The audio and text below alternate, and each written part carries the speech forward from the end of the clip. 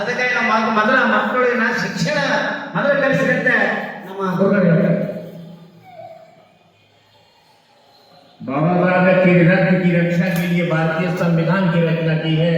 त्रिरत्न का मतलब जानो, बुद्धं शरणं गच्छामि, बुद्धि के शरण में रहो, धम्मं शरणं गच्छामि, प्रकृति के साथ चलो, संघं शरणं गच्छामि, समाज की रक्षा करो और देश की सेवा करो।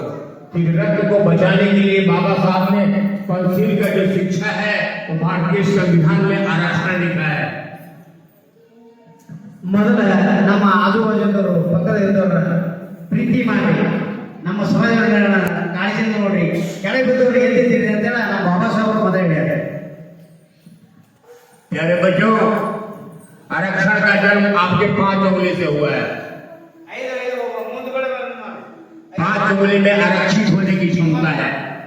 जब 5 उंगलियां एक हो जाती है, ध्यान से सुनो,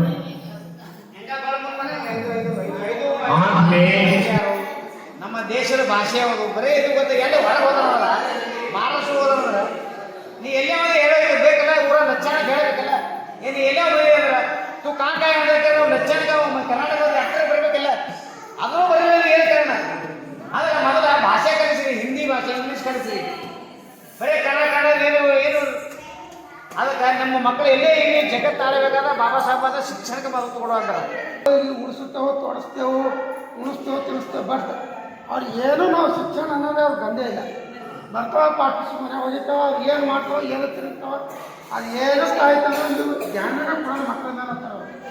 ಅದನ್ನು ನಿಮ್ಮ ಮಕ್ಕಳಿಗೆ ಶಿಕ್ಷಣವಂತ ಮಾಡಿರಿ, ಅವ್ರ ಶಾಲೆ ಕಲಿಸ್ರಿ, ಒಂದು ತಾಸು ನಿಮಗೆ ಬೇಡ ಕಷ್ಟ ಅವ್ರ ಕಡೆ 1 ಲಕ್ಷ ಕೊಡಿರ್ತಾರೆ.